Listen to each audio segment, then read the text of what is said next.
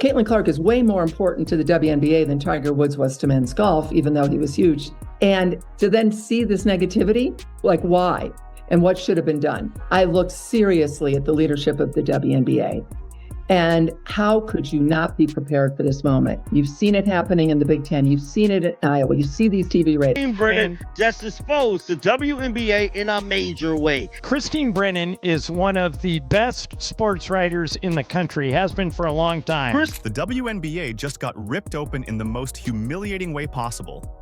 And this time, it wasn't by some frustrated fan ranting online. Legendary USA Today journalist Christine Brennan, a woman whose byline has outlasted entire WNBA franchises, finally had enough of the circus. She dropped a truth bomb so massive, it might as well have registered on the Richter scale. We're talking about documented receipts, layers of pettiness, and a full dismantling of the WNBA's already fragile credibility over their mishandling of Caitlin Clark. From the commissioner's office to the clique of jealous veterans who still can't handle a newcomer stealing their thunder, Brennan's takedown left scorch marks. And here's the real question. Is this train wreck fueled purely by jealousy of Clark, or is it next-level, world-class incompetence? Let me know in the comments, because Brennan's revelations don't just rattle the cage, they blow the whole thing apart. It came out, what she had to say in this book was going to shake the ground of the WNBA. She's been around for a very long time, and she knows the inner and outer workings of this league. Christine Brennan let it be known in multiple interviews that the WNBA was not ready for a superstar like Caitlin Clark. Here's how this whole storm started brewing. Christine Brennan, who has covered women's basketball longer than some of these players have been alive, decided to write a book. Not a cute, rah-rah celebration of the league, not a glossy, feel-good coffee table piece. No, this was a deep-dive, hard-hitting, investigative assault on the WNBA's biggest own goal in history, fumbling the Caitlin Clark moment. This wasn't opinion, this wasn't guesswork, this was meticulously researched, scorched earth journalism, and the tremors from it are still shaking the foundation of the league. The thing I don't get, Christine, is that in the case of Tiger and in the case of Jordan, the other players and the league around them, in Tiger's case, the PGA Tour, realized that a rising tide raises all boats and were incredibly supportive of Tiger and Jordan. With Caitlin, it seems like, for whatever reason, she's polarizing. Like she's been hit with more flagrant fouls than any player ever this year. They tried to come at you when you were writing a story and said, don't ask questions about why people don't like Caitlin Clark. But I'm going to ask you, Christine, why is she polarizing in your opinion? Why do people not embrace the phenomenon that is Caitlin Clark? Brennan didn't stroll in to hand out participation ribbons. She came with a machete and started hacking through the PR spin, exposing exactly how tone-deaf, insecure, and flat-out lazy the WNBA's leadership was when the most marketable player in women's sports history walked right into their lap. Caitlin Clark isn't just a promising young talent. She's the generational name, the one who dragged the WNBA out of the shadows and into the mainstream. And instead of throwing her a parade, league leadership reacted like they'd been forced to share a cubicle with someone they couldn't stand. It's one of the big points in the book. I deal with all of this and my research and reporting, because I was perplexed as well. I mean, this is the greatest moment ever for the WNBA. Yep. We wish it happened sooner. Of course we wish it happened sooner. There were amazing players who, as you know, both you guys know, were toiling in obscurity, the male-dominated mainstream sports media ignoring them. Here's one of Brennan's most jaw-dropping finds. The day after Caitlin declared for the 2024 draft, Brennan called a senior WNBA executive to get their take. You'd think there'd be fireworks, a champagne pop, at least a "we just won the lottery" moment. Instead, this exec compared Clark to Maya Moore. And while Maya Moore is an all-time great in WNBA history, the truth is brutal. Outside of hardcore basketball circles, she never had anywhere near the mainstream recognition or cultural pull that Clark already had before even stepping on a WNBA court. It was the ultimate "we don't get it" moment. From home like everybody else. And I think, guys, that actually helped me understand as a journalist the fascination, because I've covered a lot over my career and been very fortunate to be at Wimbledon's and Super Bowls and Tiger Woods and you name it, I've covered it. And I'm so lucky to have done that. And I found myself fascinated, like, who is this? And I'm getting text messages from guys who would never have watched a second of women's basketball. Good guys, they want their daughters to play sports. I mean, good people, but just And they're texting, are you there? I'm watching. Are you seeing this performance? And that told me something that I actually was very helpful to be at home watching it versus being on press row, talking to a bunch of other journalists, that like, okay, there's something going on in the country here. And it's everyone's fascinated and people are standing in line for hours in the cold around the Big Ten, this barnstorming tour. And it's all about a basketball player who happens to be a woman. That was all Brennan needed to confirm her suspicions. She instantly recognized what these suits couldn't, that Caitlin Clark wasn't just another star. She was a cultural avalanche waiting to happen.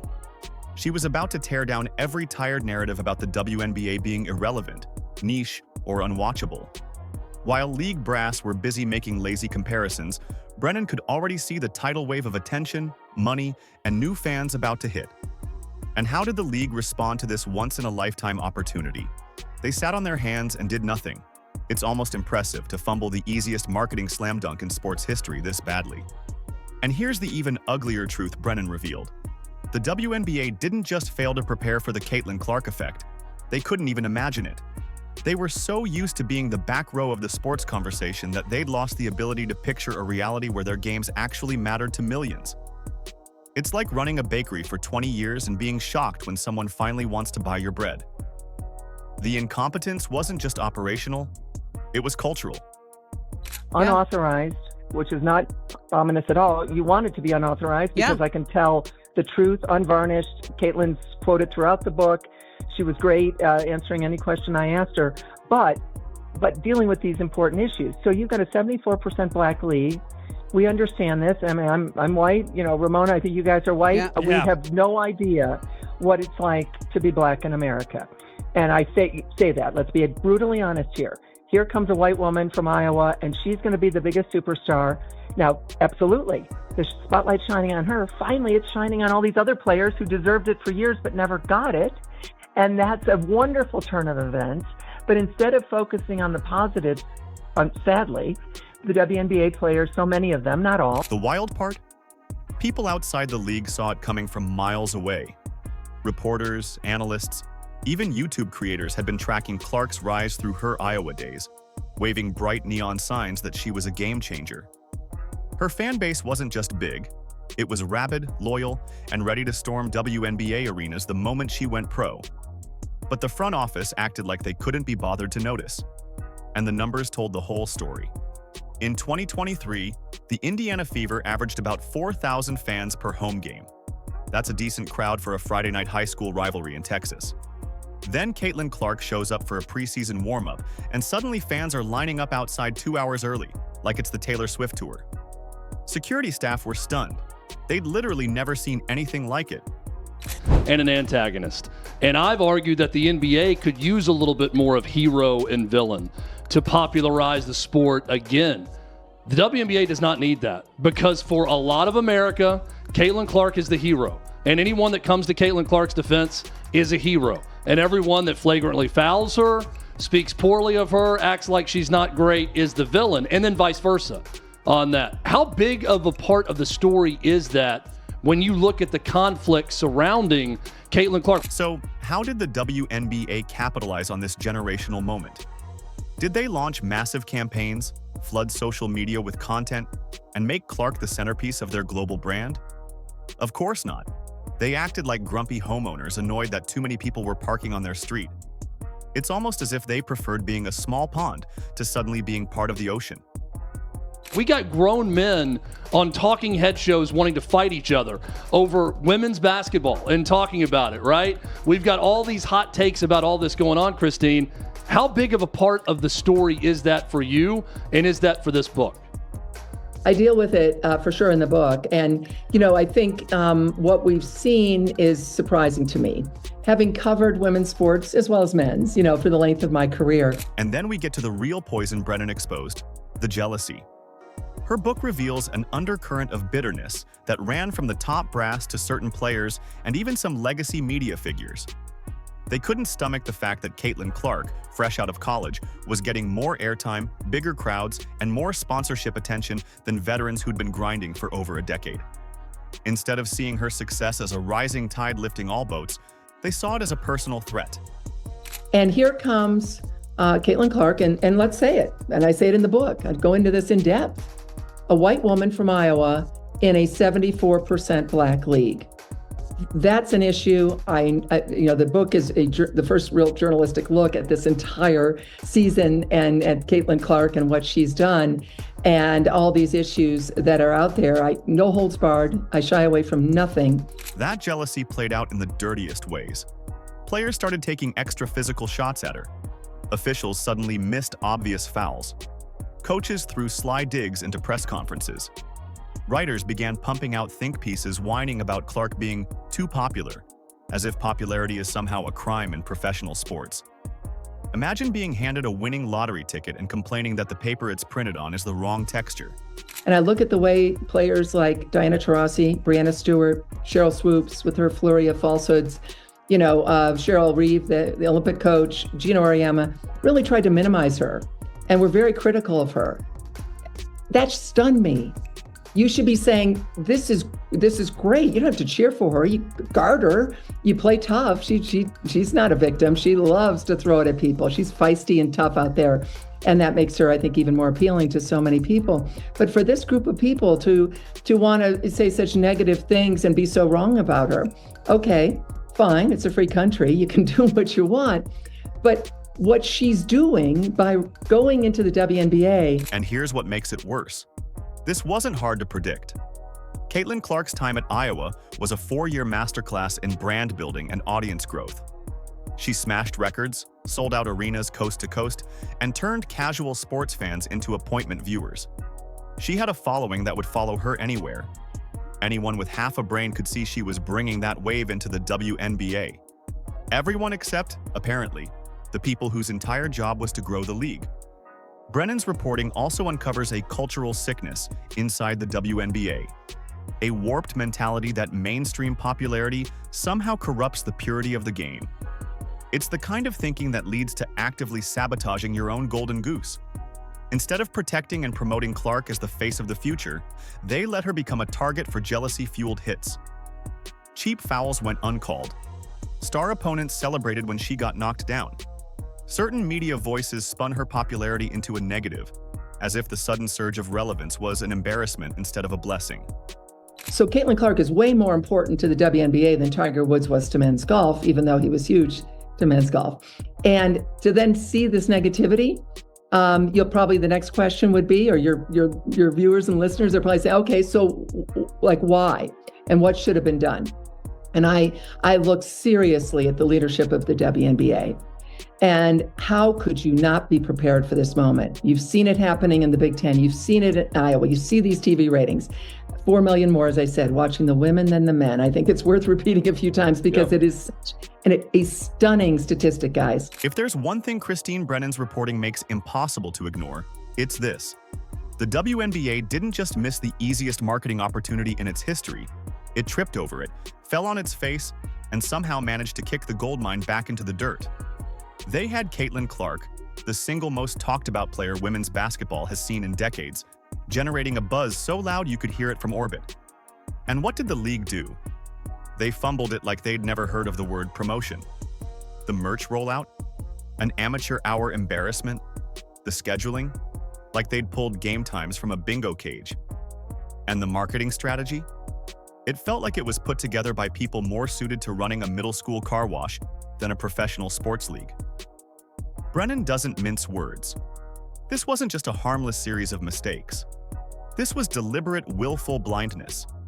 They had reams of data screaming, "This is your ticket to the moon," but they clung to the small, safe, predictable world they already knew, instead of risking what real success might look like.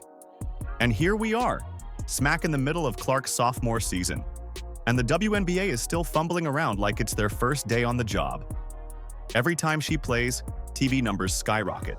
Her jerseys and signature sneakers disappear from shelves faster than limited edition Jordans. Every arena she steps into sells out, with fans screaming like they're at a Beyoncé concert. And yet, somehow, there's still this unmistakable tension. Like some folks inside the league are quietly wishing the Caitlin Clark phenomenon would just go away so they could crawl back into their cozy little bubble where no one bothered them. One white, one black. And so we have that moment with these two. But the one thing I know about sports, you need rivalry. That's what makes people watch. They want to watch games of consequence between rivals. They don't want everybody being nice to one another. So the social media is different today than it was in 1979 when it didn't exist. But, you know, I always tell the players, you know, I was told a long time ago, if someone's typing something in and you wouldn't ask their advice, ignore it. So it's a balance, but certainly from a marketing dollars, but corporate partners are stepping up to endorse these players much more so than they were 5 years ago. Brennan's reporting doesn't just call the league out, it nukes them. She lays bare just how deep this dysfunction goes. This was a league teetering on financial life support, praying for something to keep it from fading into total irrelevance.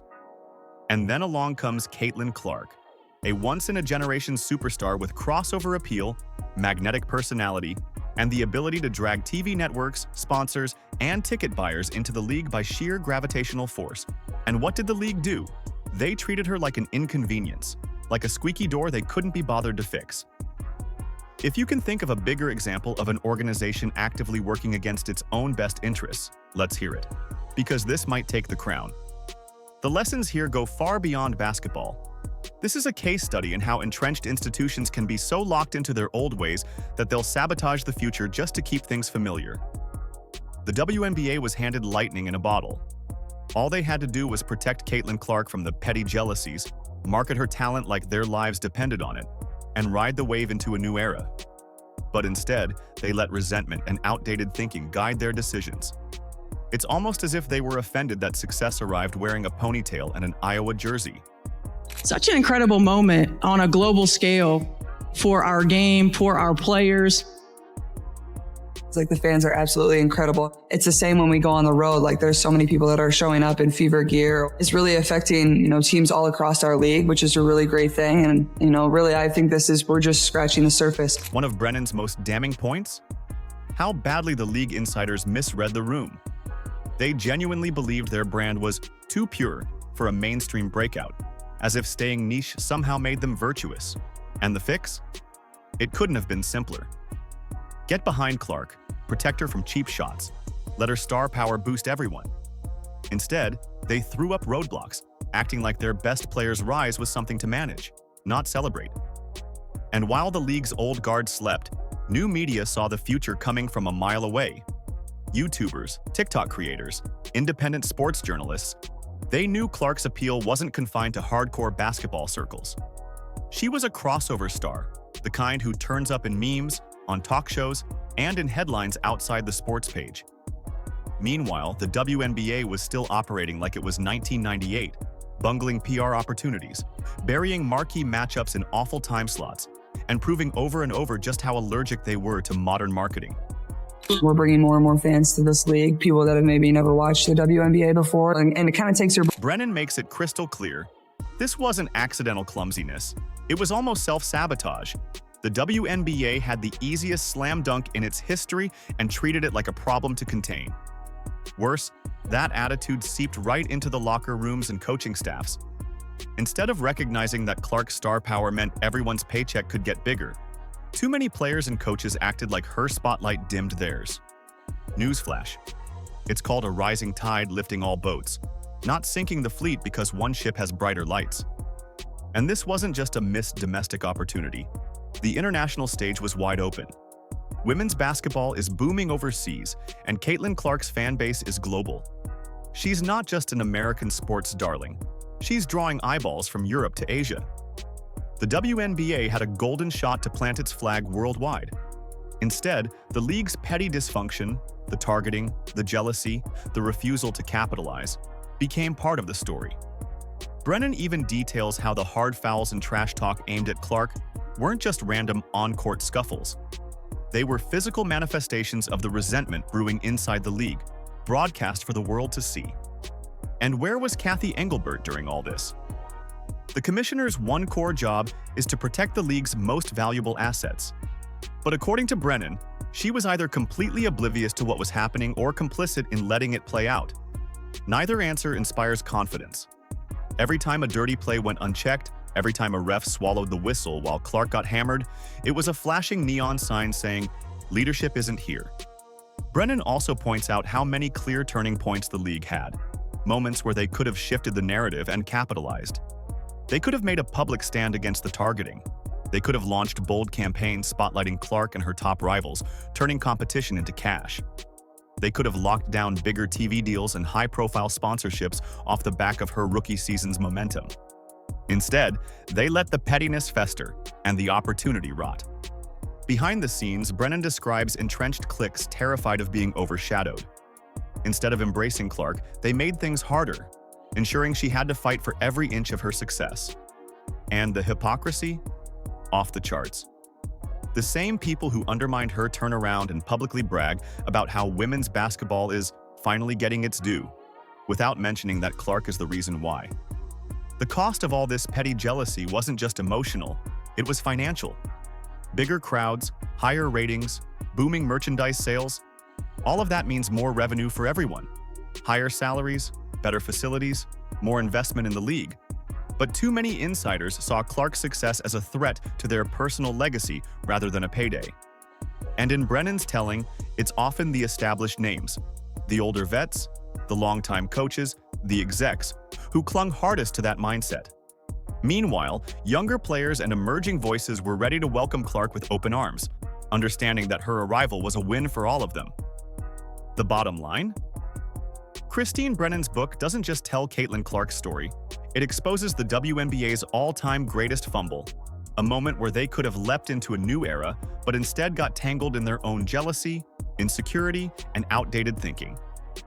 And thanks to Brennan's reporting, there's no sweeping it under the rug anymore.